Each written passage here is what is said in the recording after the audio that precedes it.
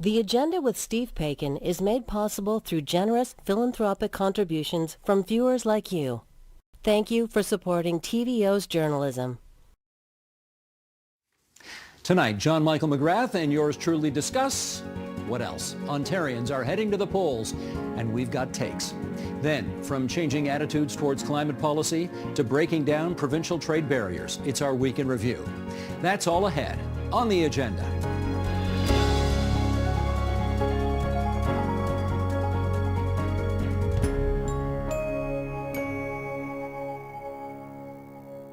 Hey, partner. Oh, sir. First sugar of the 44th general election campaign, and it's a very big week, you know, for Ontario politics.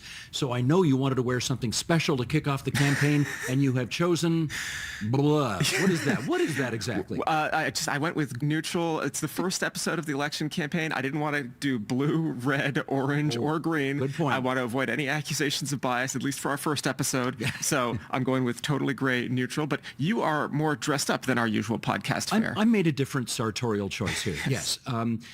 The lieutenant governor obviously has the spotlight for one day when an election is called, because the premier visits the lieutenant governor, she dissolves the legislature, draws up the writs for the election, and away we go.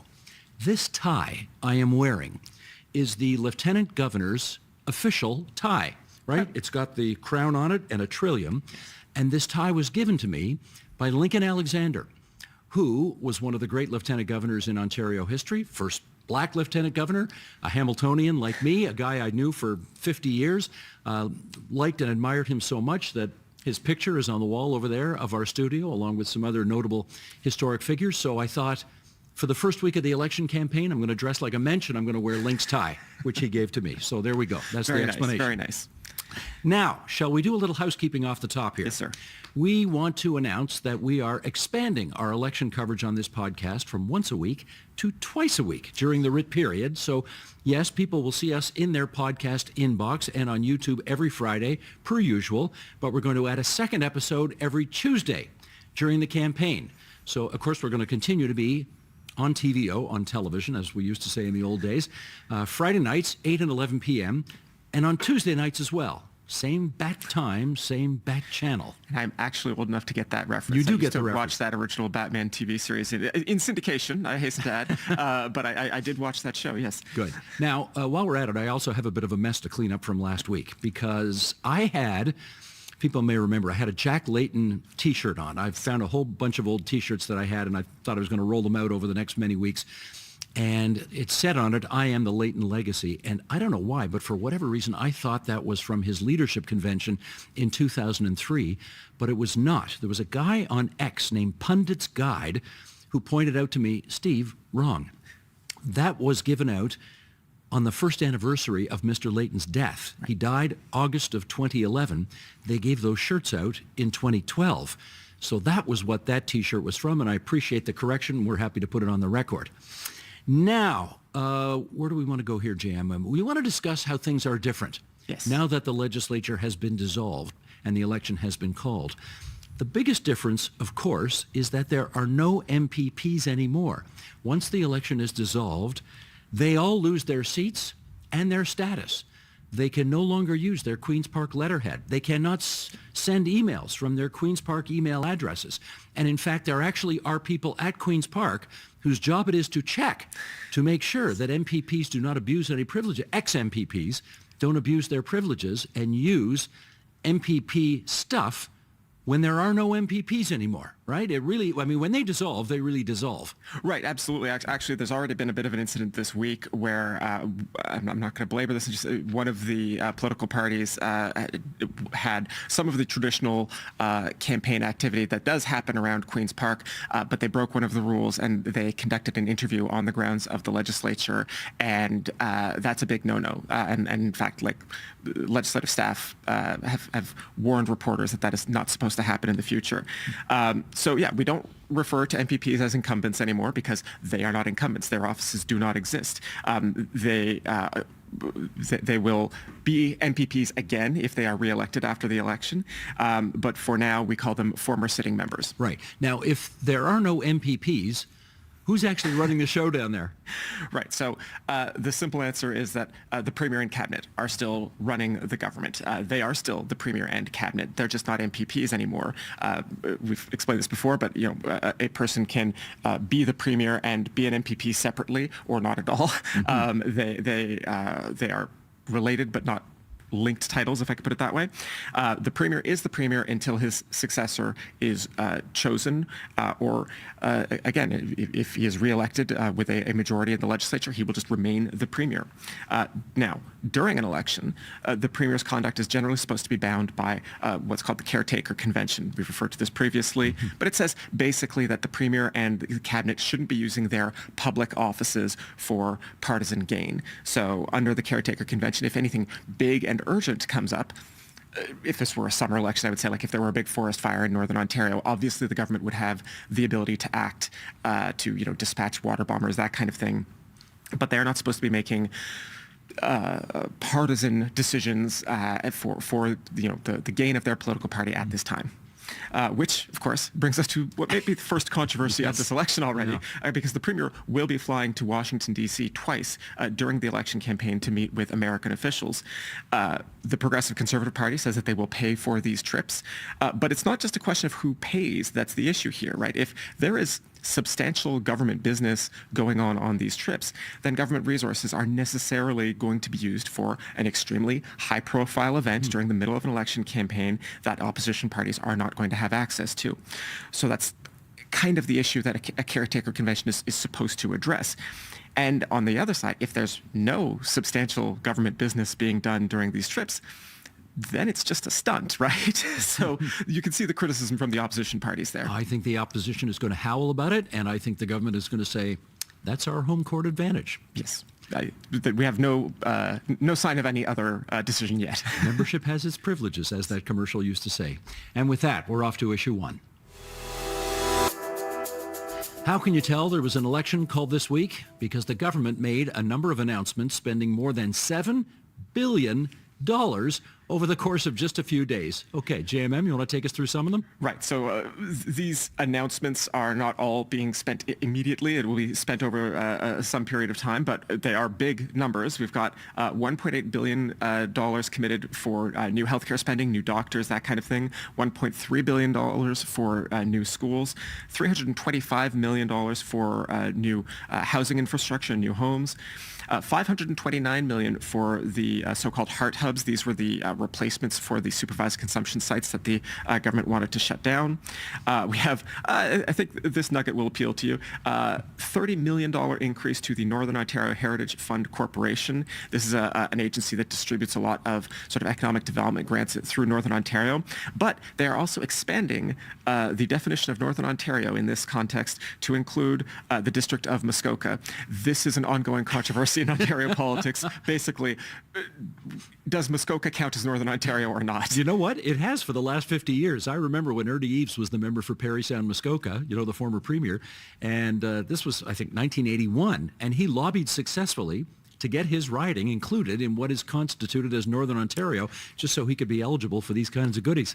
Yes, so, we're talking about millions of dollars potentially in grants, and I've already seen one former Northern MPP say, we enjoy the extra $30 million. We're not as interested in sharing it with Muskoka, who frankly have lots of economic opportunity already. That said, there is yet more money, of course, being spent, and this is not government goodies. This is the $189 million it is going to cost to hold this election. Elections Ontario announced that cost earlier this week. That's larger than the last election cost. We've had a few years of inflation. The chief electoral officer, I believe, also said that this is about what they were projecting it to cost if the election had happened on its normal timetable as well. So people can do with that as they may, but it takes a lot of people doing a lot of work to conduct a province-wide election in the province of Ontario. This will cost almost $190 million. That's so far the commitments that the government has made. I had a discussion actually just yesterday about this with a guy named Bob Bailey, who's an 18-year MPP, former sitting member now, looking for re-election in Sarnia and Lambton.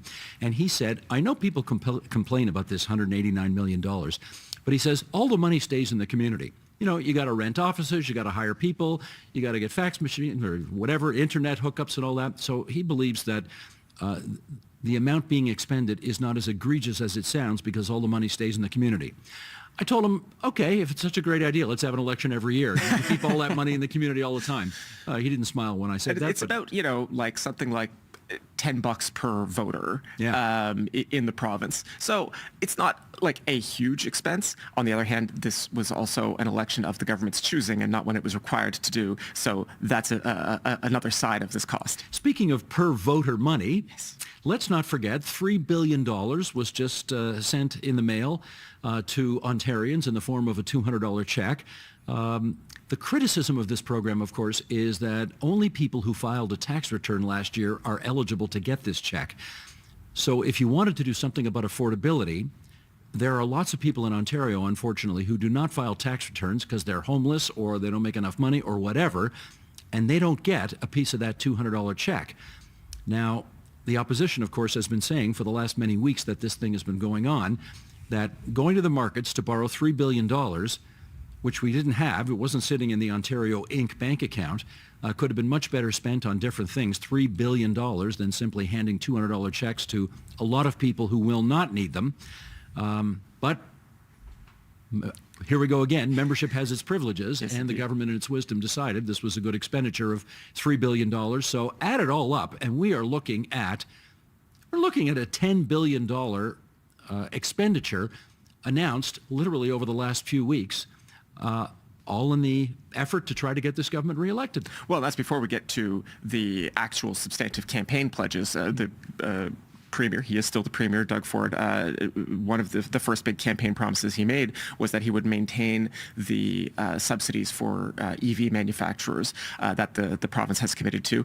That is a $20 billion spending package that is already sort of baked into provincial finances, but that is also a substantial chunk of money. And all of the guidance we are getting is that we should expect some more substantial spending promises on the way. People will start to notice the ad war is taking place on the radio, on television, online, of course. The Progressive Conservatives have come out with their first Election Day ad. It came out actually on day one. The banner says, "Protect Ontario." And every press release now says Doug Ford will be in such and such a city as he continues his campaign to protect Ontario. And the tagline is, "Who's going to fight for you?" And they've got some jingle saying, "Who's going to fight for you?" So we see what the Tories are doing in terms of trying to establish what the ballot question is. It's all about protecting Ontarians from the dreaded Trump tariffs, which, as we record this on Friday, are set to kick in, today or tomorrow? Or it might be tonight. February 1st, right? Yeah. So there we go. See what happens. How about on the Liberal side of things? Right, on the Liberal side of things, we have learned where Bonnie Crombie will be running. This has been a little bit of keeping us in suspense for the last few months. The Liberal leader had already said that, of course, she was going to run in Mississauga. She was former mayor of that city, very well known there. But she was coy about which seat in Mississauga she was going to run in. It is, in fact, Mississauga East Cooksville, which is the seat currently held, formerly held by the independent MPP Khalid Rashid, who was elected as a Progressive Conservative and is not running again. I think this is fair to say that this is a real test for Bonnie Crombie. Depending on which poll you look at, the Liberals are not doing spectacularly. I don't think it's guaranteed that she will pick up this seat. A real test for her and this choice right now. Well, lest we seem churlish to point this out, the Conservatives won every seat in Mississauga and Brampton and York Region and Halton Region in the last election. They all tend to vote en masse, for one party. They tend to sweep. So Crombie obviously is hoping over the next 25, 26 days left, that she can change some minds on that. Did you notice who the Progressive Conservatives put up to run against the former mayor of Mississauga? I did notice that. We have Brampton Mayor Patrick Brown's mother-in-law, who is Sylvia Gualtieri. There is no love lost between the two best-known Peel Region politicians, Crombie and Brown. A lot of acrimony between the two of them. This is just more proof of that. The informal launch of this election campaign also happened in Brampton with yet another probably very costly announcement. The province will tunnel a section of the Huron-Ontario LRT through the city of Brampton. Brampton staff were reportedly directed to be present for the announcement and to provide a bit of a human backdrop for the Premier's it was not formally a campaign announcement. It was still a government spending announcement at that point. Nevertheless, that decision to compel Brampton staff to be physically present, I feel, is probably going to be the topic of at least a municipal inquiry in the future. In the meantime, I am just going to remark once again that for those of us who remember, 2018 or so, the current relationship between Patrick Brown and Doug Ford is really nothing short of remarkable. It is astonishing. It is because, you don't have to go too far back to remember that Brown and Ford hated each other so much that when Doug Ford became the premier, he actually passed a law changing the rules of municipal elections because Patrick Brown wanted to run for regional chair of Peel, which is not was it an at-large election? It would have been an at-large election for the first time. Yes, that's right. Yes. And Patrick Brown was going to run for it. Ford then took that away, and so Brown decided to run for mayor of Mississauga instead. Brampton. Brampton. Yes. And won, yes. Even though he didn't even live in Brampton at the time. I tell you, the guy's got some game in that regard. Anyway, for whatever reason, the two have managed to sheathe their swords and have actually worked really well together ever since then. Brampton has done extremely well via the Ford government. They've had a ton of announcements up there. They've now become the third biggest city in Ontario by population behind Toronto and Ottawa. And I'll tell you what, not too many of us would have seen that coming. No, it's been, a dramatic change. Now, one last item, because I wanted to pick up on this very funny thing that you said last week, because I'd mentioned I'd been hearing from candidates that trying to get signs in the ground when it is so cold outside and there's so much snow around has been a problem. And you told a story. You want to tell it again about how they do it at cemeteries? Yes, back before we had industrial machinery and mechanized excavators to dig grave sites, people would pour boiling water on the ground to soften frozen ground, and it's incredibly laborious and energy intensive. But that was one of the only ways you could do it back before we had backhoes. Well, I mentioned last week that there was a candidate running in Mississauga Streetsville for the Liberals named Jill Promoli. She's a school board trustee right now in Peel. And she said that she was going to try that. And apparently, I've checked back in with her, and apparently she does do that. And they have the whole campaign team come, and you're right, it's incredibly laborious, but if you pour enough boiling water on the ground, you actually can make some room to put a stake in somebody's lawn. Wisdom of the ancients, man. There you go. There you go. Now, mind you, I think she said it takes 30 times as much time to get one stake in the ground as it would, if you're running in the spring or the summer or something like that. And not only that, she's doing a lot of door knocking and finding that so many people are away. It's February. A lot of people are just down south right now, so they're not around to cast a vote. And because this was a snap election call, she's also finding people complaining about the fact that you don't get the normal, whatever it is, 10 days of advance poll voting days. There's only 3, I believe. Yeah. So, do we think the Conservatives took all of this into account when they decided to call the early election? I suspect they might have. But these are the kinds of issues that I think we have not heard the last of. We're going to hear more. This is one of these things where I almost wish I had any experience running an election campaign, because there are going to be things like this that pop up that I will have never thought of. But it will be these kinds of difficulties, the actual sort of practical literal boots on the ground difficulties of running these kinds of campaigns. And as I say, I think we're probably just hearing the beginning of this. Exactly. And with that, we're off to issue 2.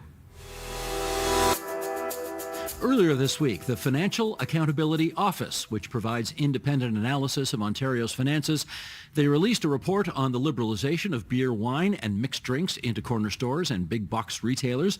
It says taxpayers could be picking up the tab to the tune of $1.4 billion to do this policy by the year 2030.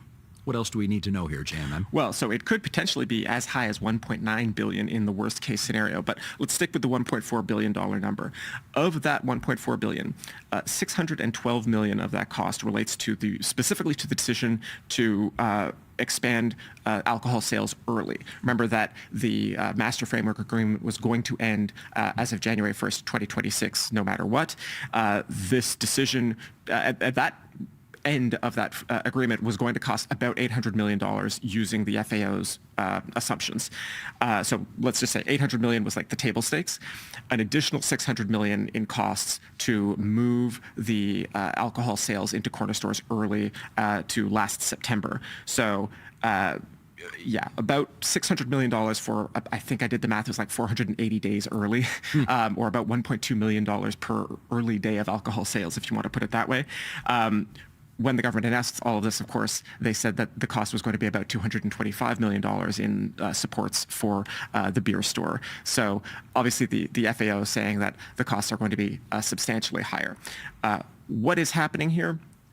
Well, it is a combination of those supports for the beer store that were announced. But the biggest change is that our finances, or rather how we tax alcohol, is kind of weird in this province. And I'm not going to get into all the details, but the long and short of it is that when you buy alcohol from a grocery store or a corner store, you don't pay all of the same taxes that you would pay if you bought it from a bar or restaurant. And you don't pay the same amount of money that you would if you bought it from the LCBO. So Ontario is not making as much money from a can of beer bought in a grocery store as it would from a can of beer bought at the LCBO. The government can change those policies, and it does still make money off of the wholesaling to grocery stores. It just doesn't make as much money as it could. So the government, yes, when you add it all up, we are looking at a net hit of about $1.4 billion to 2030. It's so interesting that Doug Ford has been very focused on this issue because he doesn't drink. Yes. He does not drink alcohol at all, which is, and yet I gather he thinks this is a huge issue for most, everyday Ontarians, and therefore he's focused a lot of energy and effort on this policy. Yeah, and yet it's not like the polls have moved that much since last September. I mean, they're doing well. They were doing well before this too. So it is interesting to me. Now, what does the Financial Accountability Office say about how this is going to sort of roll out in the future? Well, so they do give a range of estimates, and they talk about what their predictions are and what the sensitivities are. How much this ends up costing actually depends very much on how quickly consumers shift to buying more alcohol in grocery and convenience stores.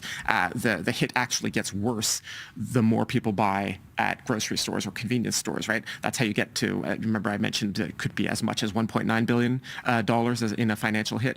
We would get to that $1.9 billion if people just rushed to corner stores. And in fact, if they bought more alcohol than they are projected to, but it came from convenience stores, that would be even worse for the provincial government.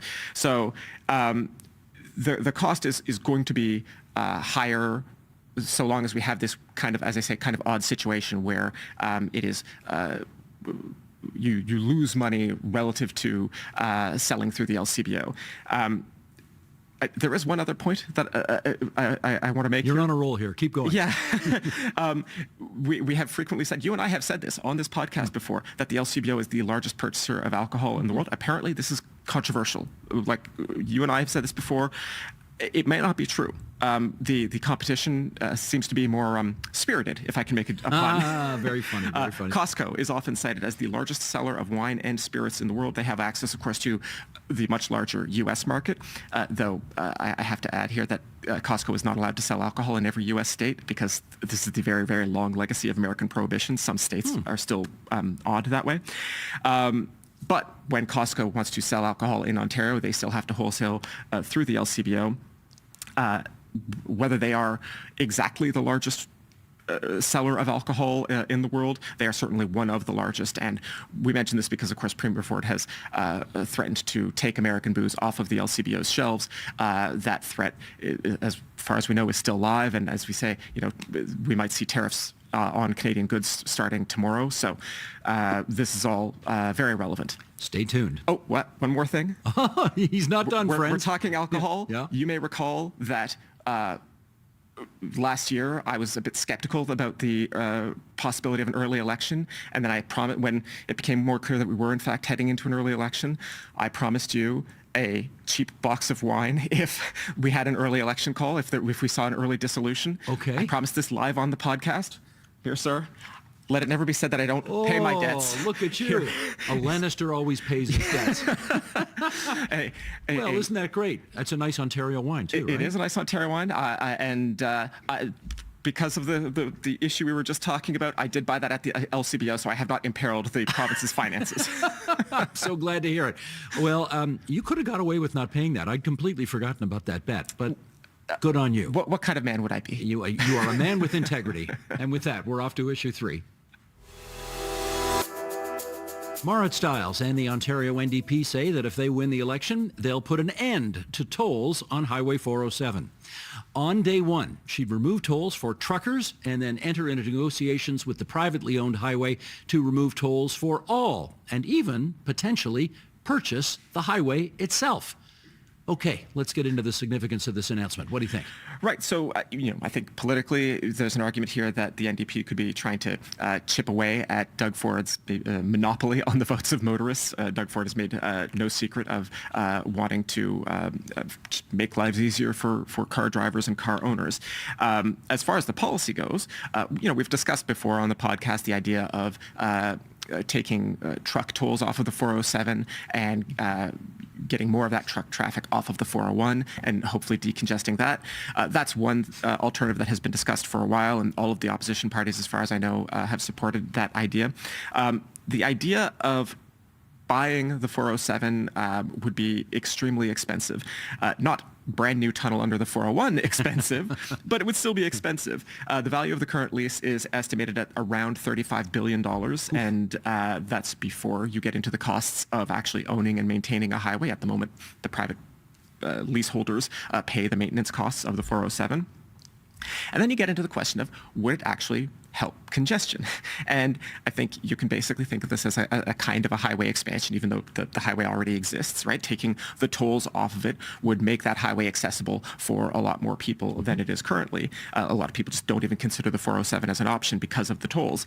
But what we know from the very, very long record of highway expansions is that any congestion relief is going to be short-lived. You will see some people quickly move to the 407, and then within sometimes less than a year, the new people come onto the highway who would not have previously taken, let's say, the 401, and congestion is as bad as ever. The math on this, if I recall the numbers, is really quite astonishing, because it was Bob Ray's government 35 years ago that built the 407 for, I think, between $1 and $2 billion. Mike Harris's government, which succeeded the Ray government, sold it for, I think, $5.5 billion or something like that. Yeah. And now here we are all these years later, and it's worth $35 billion to buy it back. Holy smokes. And that's just the value of a toll highway in the middle of one of North America's biggest urban regions. Right on. Now, of course, we like to look at the politics underneath these announcements. And yes, Marit Stiles and the NDP went up to Brampton. They made the announcement with the 407 in the background. All the seats went to the Conservatives in Brampton in the last election. So you're asking yourself, why would she do that on day 1 of the campaign? And I think the answer is, I'm speculating here, but I think the answer is, the NDP made a bit of a breakthrough a couple of elections ago in the city of Brampton. You may remember the federal NDP leader, Jagmeet Singh, used to be an Ontario MPP and had a seat in Brampton. And the NDP really had their sights set on making the big breakthrough there. And they thought they were making progress, and then in the last election, all the seats went back to the Tories. So my hunch is they are trying to say, we want to try to plant a flag back in Brampton, and they started on day 1 with that. Yeah, I think the other side of the 407 out in the east end of the GTA,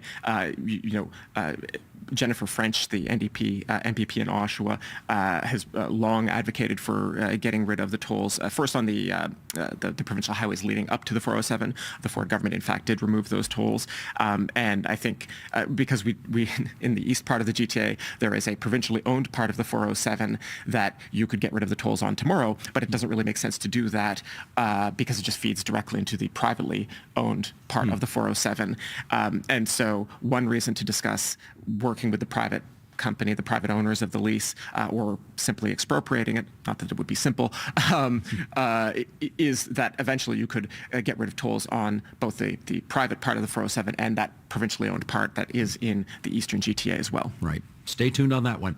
And we're off to your column, my column.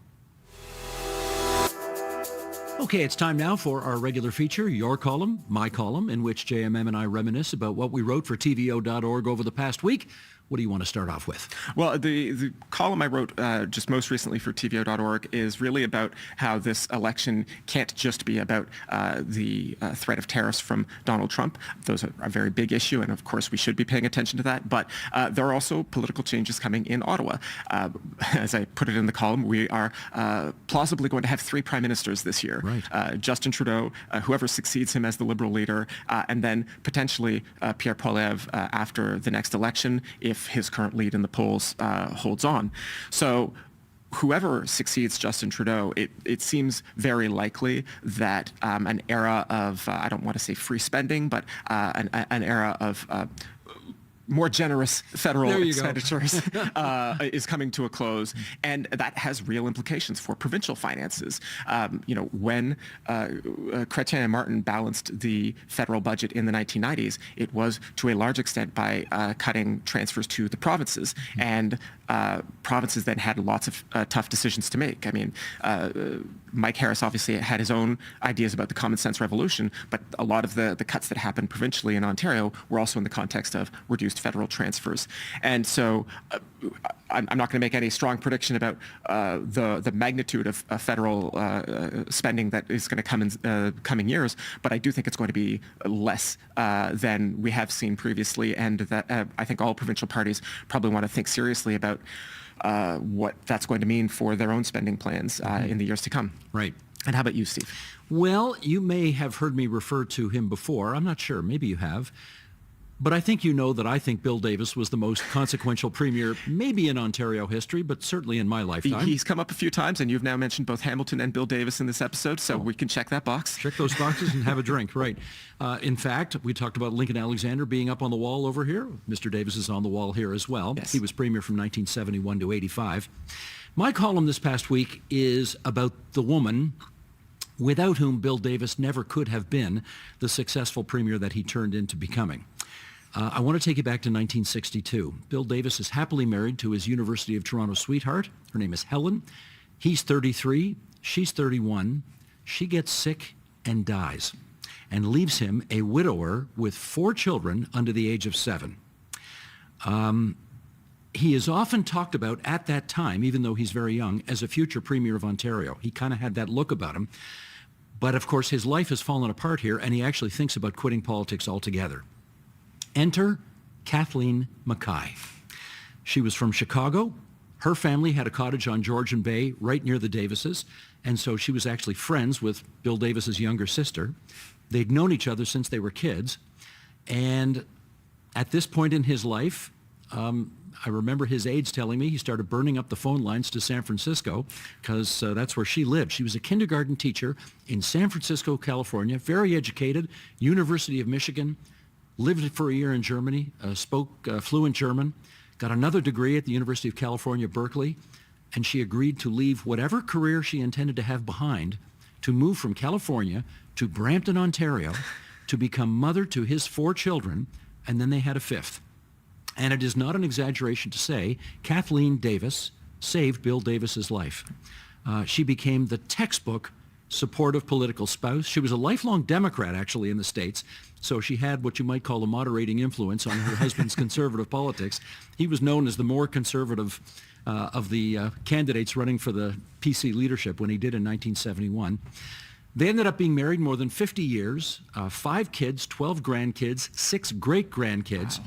And of course, I wanted to write about Mrs. Davis this past week because she died earlier this month at the age of 91. There was a wonderful celebration of life for her in Brampton a week ago today.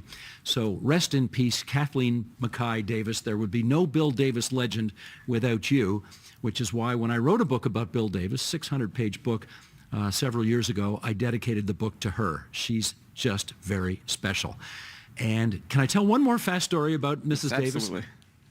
After the book was published, you know, what happens is when you write a book, the publisher sends you maybe 10 copies in the mail, and you can give those out to family and friends or whatever.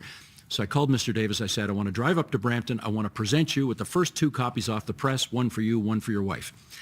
And he said yes, and I did that. And the cover shot of the book is Bill Davis celebrating his first majority government election win in 1971, and he's wearing a pinstripe suit, and he's chomping on a fat cigar, and frankly, he looks like a bit of a mobster in the picture. So I hand the book, and they haven't seen the book ahead of time. They haven't seen anything to do with it. I hand the book to Mr. Davis, and he looks at it, and I can tell he's not happy. He does not love the picture. Then I hand the book to Mrs. Davis, and she looks at the cover, and she says, "Oh, Billy, look how cute you look."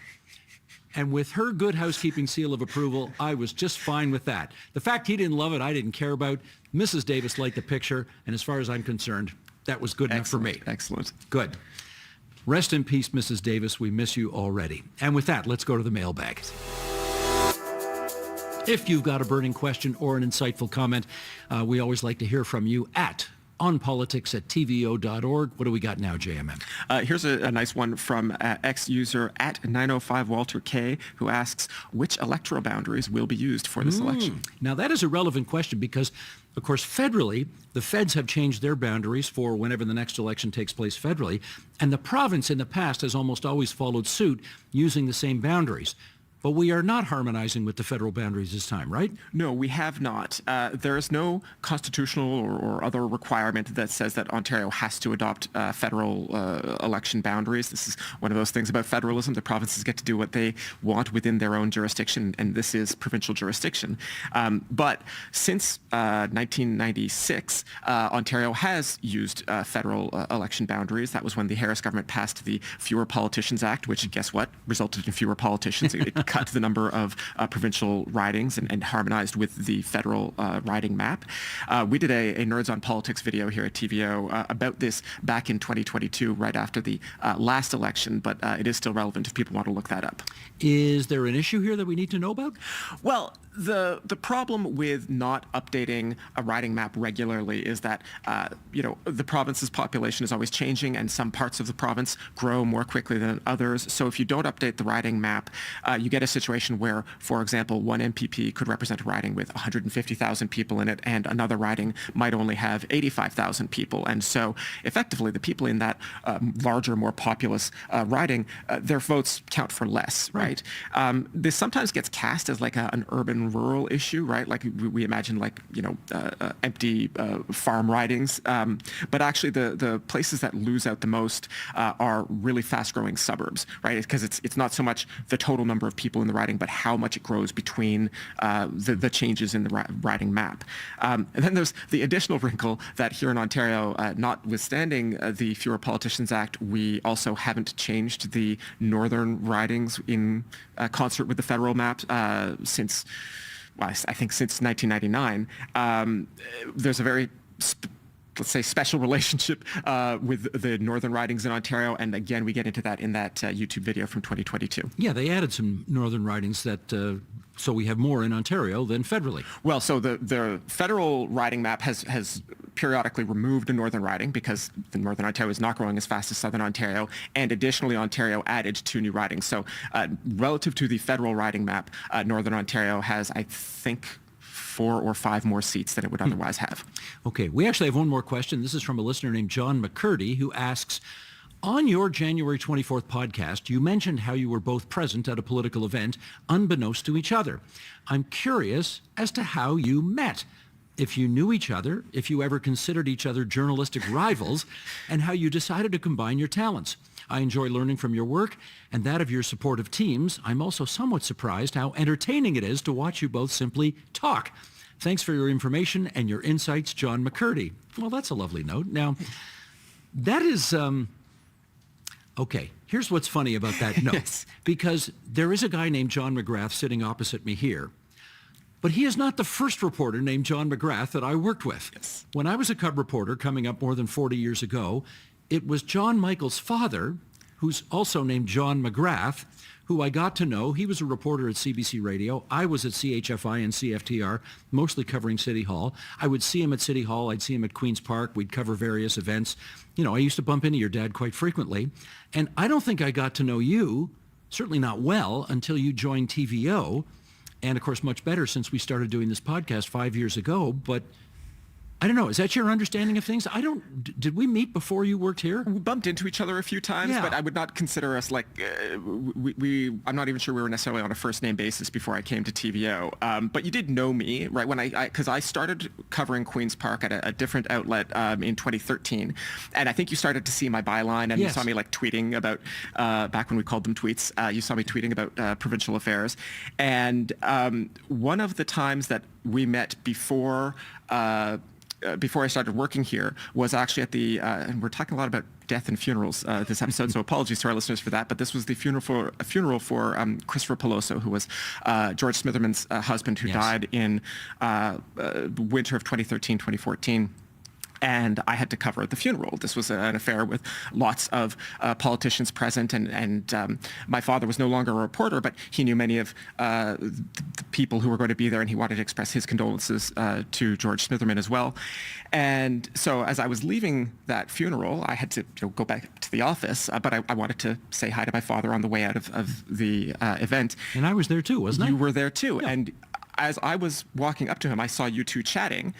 And I was sort of coming up behind my father, and I hear you saying, hey, I just want to say your son is doing a lot of really great work. It was really, really interesting. And I sort of poked my head out from behind my father and said, oh, wow, Steve, thanks so much. That means a lot.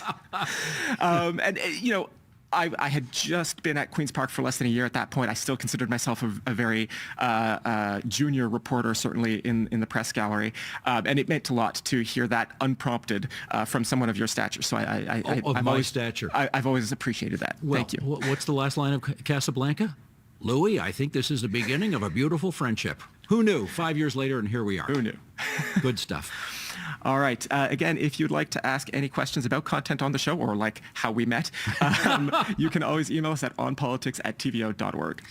And that is the On Poly podcast for this January 31st, 2025, our first episode as we count down to Election Day on February 27th. Remember, during the writ period, we'll be back next Tuesday with our next edition.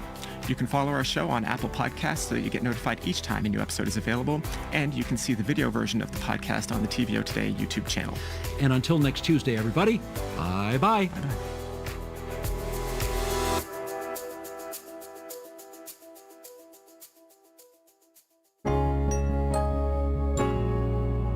I think what we saw today on day one of the campaign was a race to define the race. Obviously, Doug Ford thinks the ballot box question is about Donald Trump and the threat of tariffs. To Kim's point, though, this is something that he has refused to rule out since last May. If you ask his political rivals, NDP's Mart Stiles, Liberals' Bonnie Crombie, or the Greens' Mike Schreiner, they say this is self-serving. Doug Ford already has a majority mandate, and what he needs to fight the tariffs, they're willing to support him on a tariff-fighting plan. They think that he's just trying to get out ahead of whatever the RCMP is looking into the Green Belt. That it's politically advantageous for him to go to the polls before the feds for many reasons. We know that Ontario tends to elect opposites at Queen's Park and the Hill. So there's a lot of reasons why this would be advantageous for Doug Ford. I think, as my co-panelists have pointed out, the onus is now on his rivals to remind people that, we've had this premier for the last 6 years,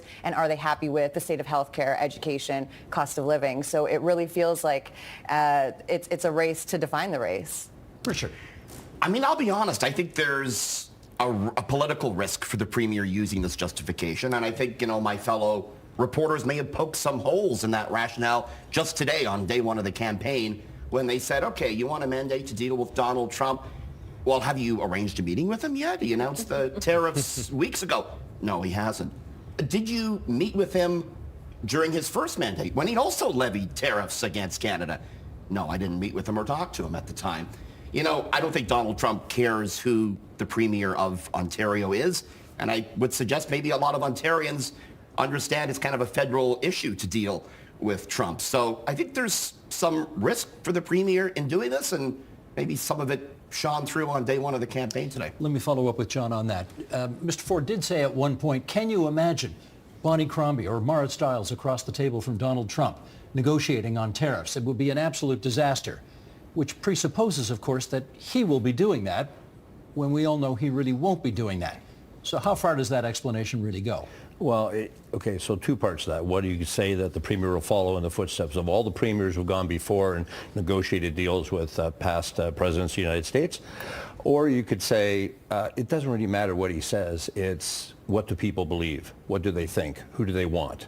So in an instance where you think you're worried about the future and what Trump might mean for Canada, it comes down to who is the person you want to be premier that you believe whatever the role is would be the best spokesperson, the best representative to protect you. No, but that's what's really cynical about this decision to call the early election, is that Donald Trump isn't going to know who Doug Ford is through his entire 4 years in office. He's not going to sit across the table and negotiate with him. Doug Ford's never going to be involved in a conversation like that. What he's preying on is an expectation that the electorate aren't going to really care. They're not really going to tune into this election, and we're going to have as low voter turnout as we did in the last election, which all of us know is extremely low. It is cynical, and it's cynical that he called this election in the first place. That's the trouble that I'm trying to raise here. We had 40%, about 40% turnout in the last election. So I mean, but there are ridings where it was as low as 24%, right? I mean, across the GTA, there were 24% turnout in Brampton and places like that, right? There was very, very low numbers. And I think that's the risk that the Premier is going to be coming up against, is if we don't see that low a turnout, people might show up with a different result. The big risk, too, is he talking about the issues that Ontarians really care about? I mean, you look at the polling, people care about, health care. I think affordability is number one. And these are issues that the Premier, the opposition would say is maybe a bit weak on. And here he is talking about Trump. I think that could be a risk for him. Having said that, Kim, the Premier, as John said, legally, constitutionally, is entitled to call the election when he wants to. We have a fixed election date law, but there's a loophole in it allowing him to go early. He is exercising what you might call his home court advantage. Isn't he entitled to do that? Sure, that's the crass politics. When you're the Premier, you get to call the election when you want. Now, all of that being said, Marit Stiles and the New Democrats have been fired up and ready to go on this election campaign. We've seen this on day one, the difference of how Marit Stiles showed up at her campaign launch versus, with a crowd around her, with really great energy, talking about her skills as a negotiator against U.S. multinationals. The things that matter, the things that brought her here from Newfoundland originally, a better life for her and her family. She also pointed out that Premier Ford, Doug Ford, has not been that good of a negotiator when it comes to deals like Ontario Place and the Science Centre that have left Ontarians lagging. But I also say that when I've looked at where the donors are coming from, where the candidates are coming from, where the race is going to intensify, she raised she's got about $10 million sitting in a campaign war chest, raised by 220,000 unique individual donors from across the province. Those are arms and legs that get us into traditional and non-traditional NDP territory. Even if it's -5 outside? Even when it's -5, these are folks who will go knock on those doors. They've got their toe warmers and their hand warmers. They're ready to go, and they're out on the hustings now. And it's really a fascinating place. And the comparison that we saw today, this introduction to Ontarians that the first day of the campaign brings, where you had Marit Stiles and then you had Bonnie Crombie. Now, Marit Stiles knocked it out of the park. Bonnie Crombie was standing in a parking lot and basically trying to hold on to her hat. It wasn't quite the good image. Equal time for Dan on that one. Well, I think Bonnie's coming up on this program very soon, and she'll deliver, I think, the clear message she's going to deliver throughout the campaign. And the reality is that voters in this province know who Bonnie Crombie is. They haven't got an idea who the leader of the New Democrat Party is. She hasn't shown up to work for the last 4 years. They're not. I know that your viewers know who she is, but the reality is people across this province know who Bonnie Crombie is because she's an electric leader. She's got a lot of charisma, a heck of a lot more than we had as Liberals in the last election. And I think we're going to see a very different outcome and a very different 28 days ahead of us.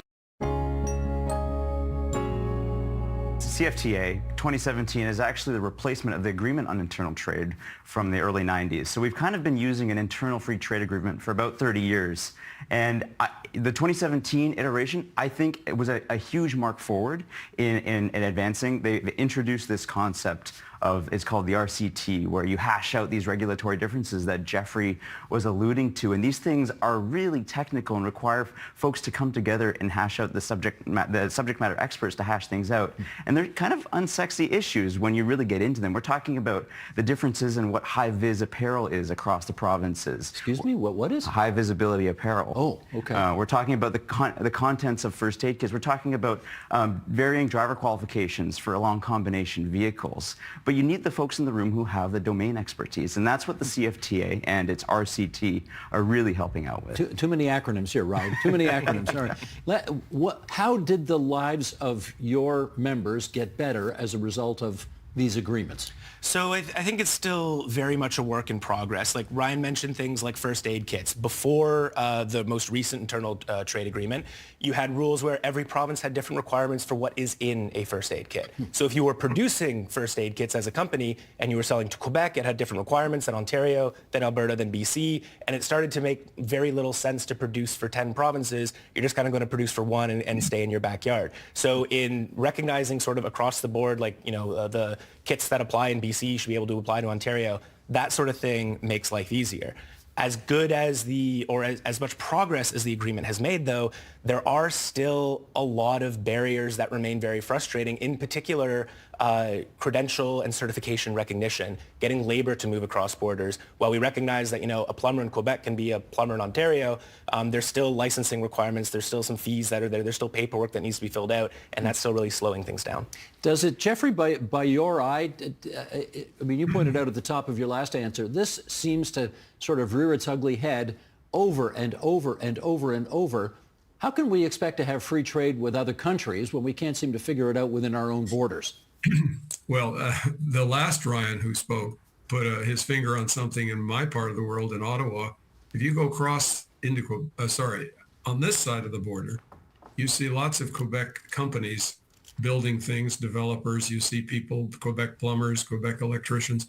You go on the other side of the border, which I do often, you don't see any Ontario companies because there are restrictions in Quebec that prevent that. So that's a wonderful little tiny microcosmic illustration. The kinds of things the Ryans are talking about are useful, but there are a lot bigger things that could be done. For example, it has been suggested that we need one national securities regulator. Well, Manitoba wants one because they've got some insurance industries, and BC wants one because they have mining, and Quebec wants it because it's Quebec, and they are all afraid that Toronto would suck it all up. Here's another idea. Drug costs, okay?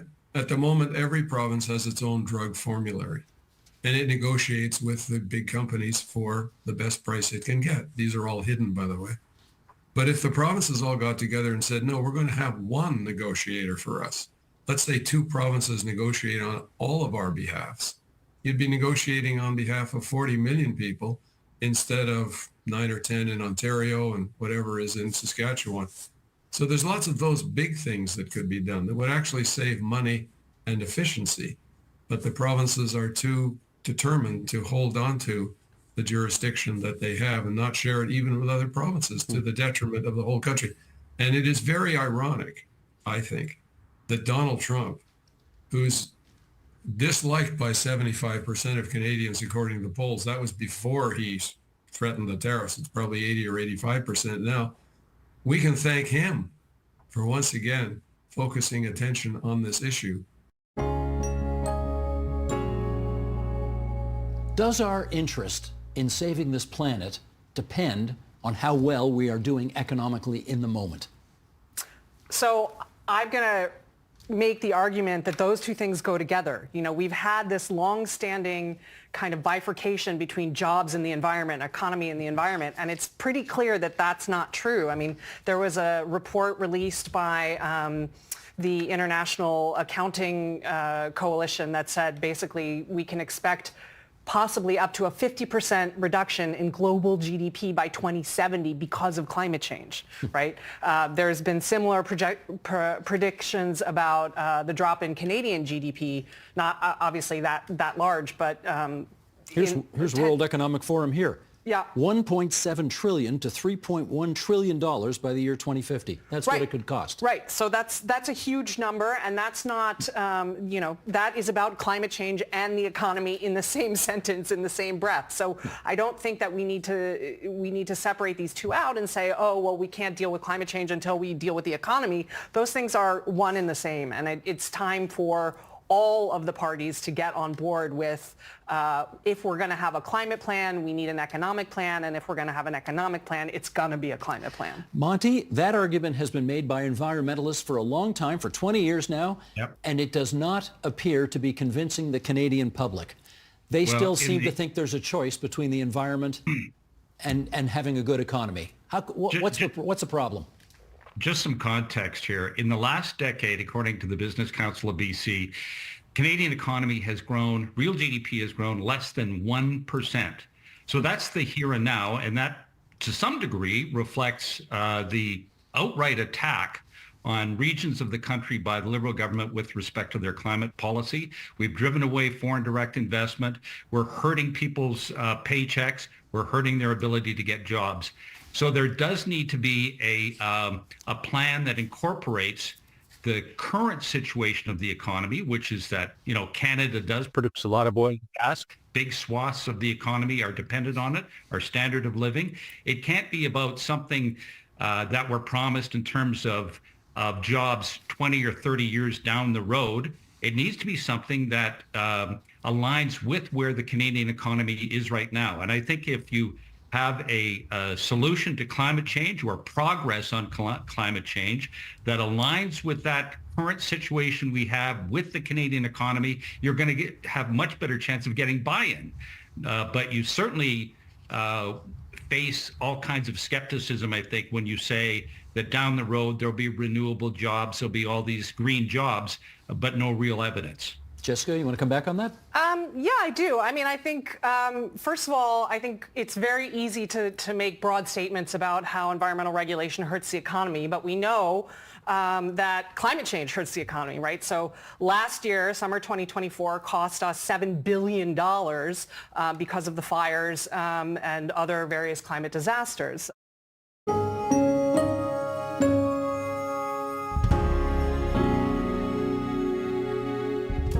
And that is the agenda for Friday, January 31st, 2025. Monday on the program, we'll look at whether the province's bet on becoming the EV capital of the world can pay off.